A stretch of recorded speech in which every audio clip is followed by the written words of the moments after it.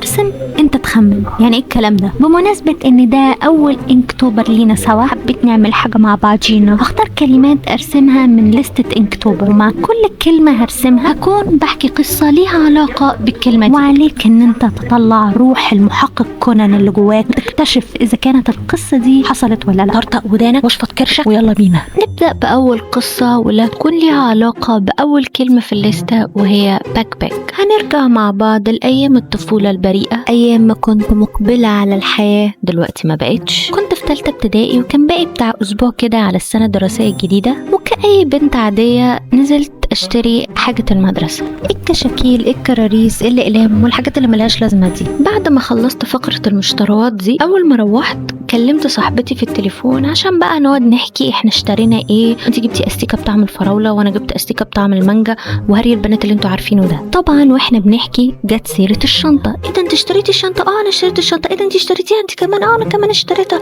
طب بقول لك ايه، ما توصفيها لي كده. طبعا كطفلتين بنات في ثالثة ابتدائي، اول حاجة هنسأل عليها هي اللون، وطبعا لازم اللون يطلع بامبا. احنا كنا بنقول عليه بامبا، ما بنقولش عليه بينك. ودي الالوان اللي كانت موجودة في السوق عامة، يعني الشنط البنات كلها باربي ويا اما بامبا يا اما موف، وشنط الولاد يا اما بتبقى لونها احمر او ازرق، عشان السوبر هيروز اللي كانوا شغالين في الوقت ده كانوا سبايدر مان وسوبرمان وباتمان، ما كانتش هيصة الافنجرز دي لسه ظهرت، ويمكن نزود عليهم برق بنزين ولا حاجة. التفصيلة دي مهمة بعدين في القصة، عشان كده أنا بقولها فركزوا.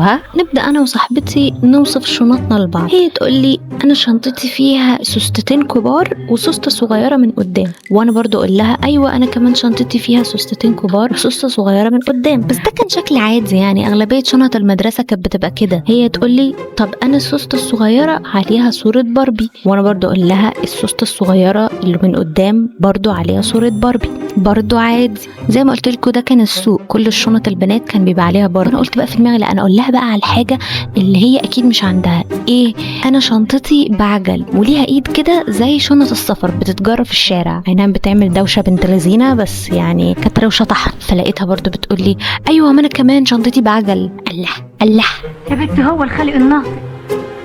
يما لا مش قوي كده يا بنت، هو يا بنت يما لا مش قوي. وصاحبتي بعد كده قالت لي ايه، طب انا شنطتي عليها كلمة بيوتي من فوق كده، يعني فوق السوستة اللي هي من قدام اللي هي الصغيرة عليها كلمة بيوتي، انت عندك بيوتي؟ بكل ثقة قلت لها لا انا عندي كلمة باربي. فعرفنا ساعتها انه ده الاختلاف اللي ما بين الشنطتين، وجايز يكون الشنطتين اصلا شكلهم مش شبه بعض.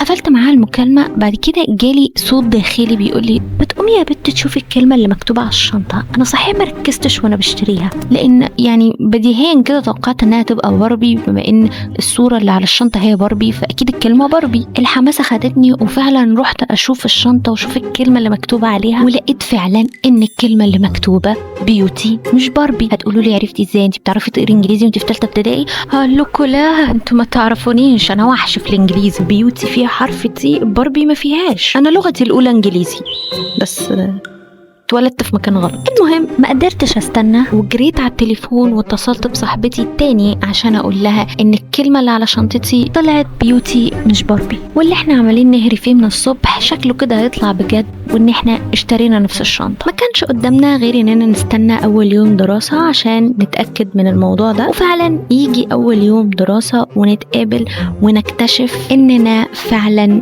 جبنا نفس الشنطه بنفس اللون وبنفس باربي وبنفس كلمة بيوتي والعجل وكل حاجة كل حاجة. ودي تكون أول قصة في لستة الإنكتوبر. ودلوقتي هستناكم تكتبولي في الكومنتات هل انتوا شايفين القصة دي حقيقية ولا تأليف. هتكتبوا في الكومنت قصة الشنطة نقطتين فوق بعض حقيقية أو تأليف، على حسب انتوا مصدقينها او لا. بس استنوا، ما تنزلوش تكتبوا الكومنت دلوقتي عشان في قصتين تانيين هحكيهم، الثالثة ستعجبك جدا. فتعالوا نكمل ونخش على طول على القصة التانية، واللي هتكون ليها علاقة بتاني كلمة في الليستة، وهي كلمة ديسكفر او اكتشاف. وممكن برضو نمشيها بوتس، وممكن برضو نمشيها اكزوتيك يلا، لان هو كان اكتشاف غريب وليه علاقة بحاجة بتتلبس في نكبر سنة. تقريبا كنت في 4 ابتدائي وكان وقت الفسحة. منزلتش الفسحة لان ده كان وقتي المفضل للقيلولة. وانا بروح في النوم سمعت صوت حاجة اتدقلجت، فتحت عيني لقيت واحدة معايا في الفصل متكومة على الأرض، وأنا بقومها ببص تحت كده شفت حاجة ما كنتش أتخيل إني ممكن أشوفها جوه المدرسة. باتيناج في المدرسة؟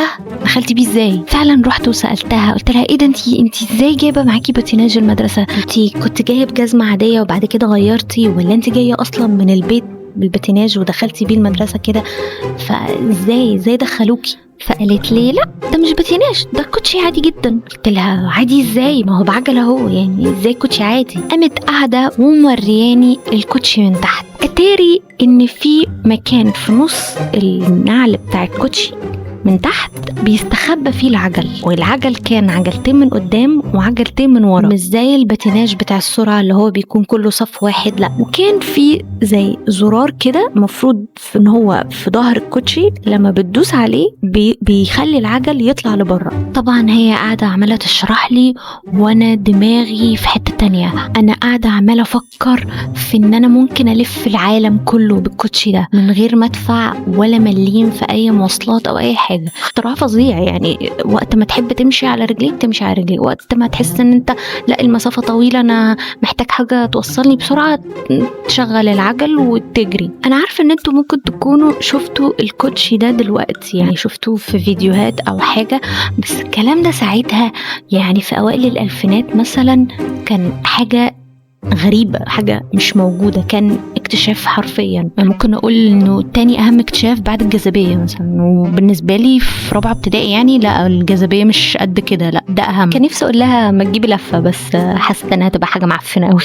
روحت البيت وطبعا كأي طفلة اصيلة قعدت ازن ان انا عايزة كوتشي زي ده، فقالوا لي في البيت يعني انه لا مش هنعرف نجيبه، هنجيبه منين ده؟ فما زنتش كتير يعني، انا كده عاقلة من صغري. كده ابقى خلصت تاني قصة معانا النهاردة، وهي قصة الكوتشي ابو عجل. استنى اعرف رأيك في الكومنتات، ونخش على طول على القصة الثالثة. وفي القصة الثالثة نكبر حبة حلوين ونبقى في أولى ثانوي، مفروض كبرنا وعقلنا يعني، مفروض يعني، وندخل على القصة الثالثة اللي هتكون ليها علاقة بكلمة جرانجي، اللي لما دورت عليها لقيت معناها شيء قذر أو يعني حاجة مقززة أو حاجة زي كده. فأنا بحذر من دلوقتي، القصة فيها تفاصيل يعني مقززة شوية، مش حاجة وحشة قوي بس مقززة شوية. فأنا بقول أهو عشان محدش يرجع يقول لي إيه الجرف ده. كان أول يوم في الدراسة، ومن قبلها أنا كنت عيانة، عندي دور برد مش شديد قوي بس رخم مضايقني. فأخويا اداني حباية وقال لي خدي دي مضاد حيوي حلو قوي، على الصبح هتلاقي نفسك بقيتي احسن. صدقته، ويا ريتني ما صدقته عشان هو في كليه طبيه، فقلت اكيد هو فاهم هو بيديني ايه. وخليني احرق عليك الافيه واقول لك لا هو مش في بيطر يا خفيف. وهو اداني دواء كويس قوي قوي. وهنا كانت المشكله، قال لي خدي واحده دلوقتي وخدي واحده تانية الصبح قبل ما تنزلي. فعلا صحيت الصبح عادي جدا، خدت الحبايه ونزلت رحت المدرسه عادي. اول حصه تعدي عادي، تاني حصه تعدي عادي، تالت حصه مش عادي. قولوني قرر في الوقت ده ان هو لازم يلبي نداء الطبيعة. طبعا فاكرين انه عادي يعني، هقول للمستر لو سمحت يا مستر عايزة اروح WC وعادي. بس اللي ما تعرفوش عني اني اخش اي حمام في الدنيا اعزكم الله، ولا اني اخش حمام المدرسة. وهو اصلا كان السبب في ان انا اتقرف من اي حمام بره البيت، هي ان حمامات المدرسة كانت حمامات بلدي. فالموضوع كان عامل لي يعني تروما جامدة جدا، يعني بقيت يعني هو مستحيل ادخل حمام المدرسة. هتقولوا لي كنت بتعملي ايه؟ طيب اقول لكم كنت بمسكها يعني. بس ده غلط، هو غلط فعلا، بس وما انصحش حد انه يعمل كده ابدا، بس انا كان عندي اسبابي. انما انتم ما تعملوش كده يعني. انا ما اعتقدش اصلا ان تقريبا في مدارس لسه فيها الموضوع ده يعني، تالي اتسليجل يعني. كلمت ماما وقلت لها اعملي لي اذن حالا. طبعا هي استغربت، يعني ده اول يوم في المدرسه، اذن ايه وبتاع ايه يعني؟ اخش على المديره اقول لها بنتي عايزه امشيها اول يوم مدرسه، اعمل لها اذن؟ مالك في ايه وبتاع؟ فقلت لها انا لازم ادخل الحمام في اسرع وقت ممكن، فماليش دعوه، اتصرفي اعملي لي اذن، انا لازم امشي حالي. عملت لي الاذن وجريت على البيت بأقصى سرعة. فتحت الباب ودخلت. كان أخويا ساعتها لسه في البيت يعني ما نزلش، وكان قاعد بيفطر ورايق وبيشرب شاي ومدلع نفسه على الآخر يعني، مش دريان البيه بالكارثة اللي عملها. لما خرجت من الحمام سألني مالك في انت ايه اللي جابك دلوقتي ومالك بتجري كده وبتاع. فحكيت له على اللي حصل وقلت له معرفش بطني مشيت عليا مرة واحدة كده. فقال لي ليه انت كلتي ايه؟ قلت له ما كلتش حاجة، ده انا ما لحقتش حتى، ما عداش غير 3 حصص بس، حتى السندوتشات ما كلتهاش. فسكت كده شوية. عارفين الصمت اللي صوته عالي؟ هو كان ده. راح قايل لي هو انا ما قلتلكيش؟ قلت له ما قلتليش ايه؟ قال لي اصل الدواء اللي انا اديتهولك من اعراضه الجانبيه الاسهال. طبعا يعني شتمته بأفظع الشتايم ما يصحش اقولها هنا. بس يعني سألته قلت له طب ما طالما هو كده ليه اديتوني اصلا؟ قال لي ما انا اديتك واحده امبارح وانتي كنت كويسه ما حصلكيش حاجه. قلت خلاص يبقى انتي يعني الاعراض مش كلها بتيجي لكل الناس، والاعراض ما جاتلكيش فخلاص. بس يعني دي كانت النهايه. وطبعا وقفت الدواء ده وقلت له هو فعلا الدواء كان كويس يعني، انا بقيت كويسه فعلا وما احتاجتش اخد دواء تاني بعديه. وقلت خلاص بقى باقي اعراض البرد الخفيفه دي تبقى تروح لوحدها مع الوقت. فده يعلمنا ايه؟ اسال طبيب غريب ولا تسال طبيب قريب. احنا المفروض نسمي القصه دي ايه بقى؟ بصوا انا اسيب لكم انتوا تختاروا اسم للقصه دي، انا هفهم الكومنتات. وبكده نبقى خلصنا 3 قصص